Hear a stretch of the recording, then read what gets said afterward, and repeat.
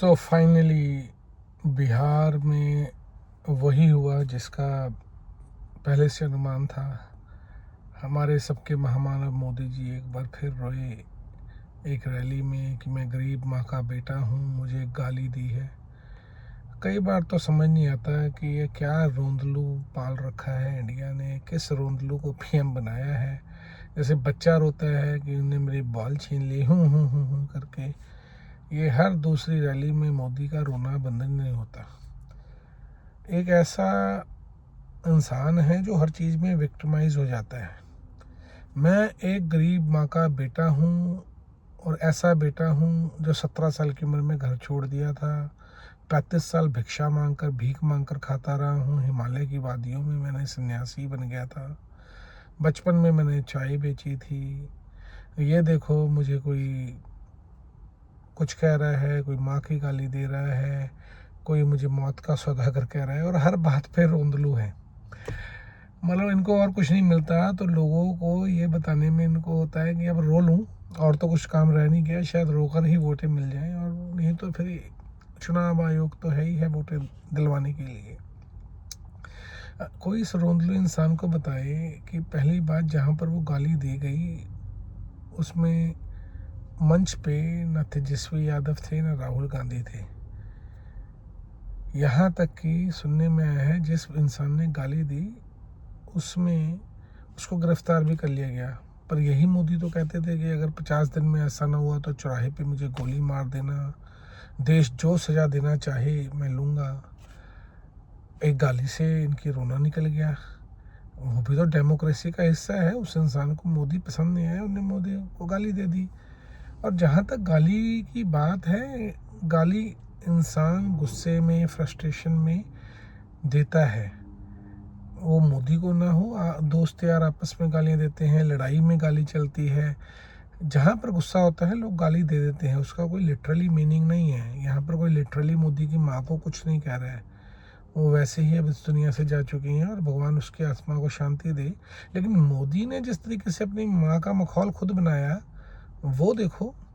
कभी उसको नोटबंदी की लाइन में मॉडलिंग के लिए भेज दिया, कभी वोटिंग की लाइन में मॉडलिंग करा रहा है। जो इंसान 20 कैमरों के साथ अपनी माँ का पैर छूने जाए और अब उसके मरने के बाद हल्ला मचाया कि मेरी माँ को गाली देकर माँ की बेइज्जती कर दी है और औरतों की बेइज्जती कर दी है। अरे वो तो खुद ही बेचारी शर्म महसूस करती होगी तो मोदी जैसी औलाद को पाकर। पैर छूना बर्थडे पे जा रहा है मोदी, 20 एंगल से फ़ोटो खींच रहे हैं, घर पे मोदी की फ़ोटो लगी है, वो पैर छू रहे हैं, अलग अलग एंगल से फ़ोटो आ रही है। ये किसको बेवकूफ़ बना रहा है? जितनी बेइज्जती और जितनी लानत उन्हें अपनी माँ पर खुद फेंकी है, जितना कीचड़ उसने अपनी माँ पर खुद उछाला है, उतना तो लोगों ने गाली भी नहीं दिया। और गाली देना गलत है, गाली देना नहीं चाहिए, उसको कोई जस्टिफाई नहीं कर रहा है। लेकिन जिस तरीके से ये रैलियों में आकर रो रहा है ये तो कमाल है। ये इंसान 2 दिन पहले चीन में खी करके बंदर की तरह हंस रहा था। भाषा समझ नहीं आएगी कि रशियन ने क्या बोला, चीन चाइनीज़ क्या बोल रहे हैं, अंग्रेजी में क्या बोल रहे हैं, पर बंदरों की तरह हंसते हुए फ़ोटो खिंचा रहा है और इंडिया आते ही उसको रोना आ गया। ये वो इंसान जो 17 साल की उम्र में अपने माँ बाप का सोना चुरा कर भागा, उसके भाई ने कहा।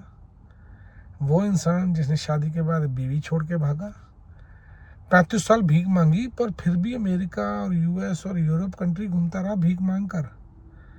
जब एक्टिव पॉलिटिक्स में था इतना गरीब इंसान था कि इसके पाप की दुकान थी।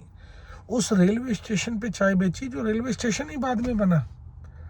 और तो और इंटायर पॉलिटिकल साइंस में ग्रेजुएशन पोस्ट ग्रेजुएशन किया है, पोस्ट ग्रेजुएशन, और एक भी कॉलेज में जिसे कहते हैं ना सहपाठी नहीं मिला, कोई टीचर ऐसा नहीं मिला जो कहे कि मैं इसको पढ़ाया है या मैं इसके साथ पढ़ा हूँ।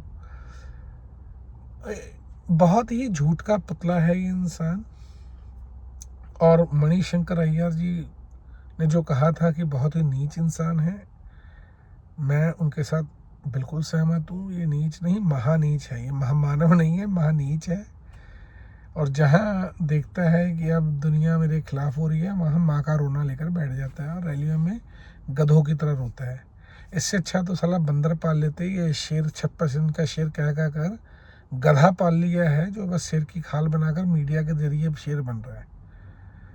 भक्तों, अपना बाप बदलो और जो सही को सही कहने की हिम्मत रखो, गलत को गलत कहो। इससे ज़्यादा तुमसे कोई उम्मीद भी नहीं कर रहा। धन्यवाद।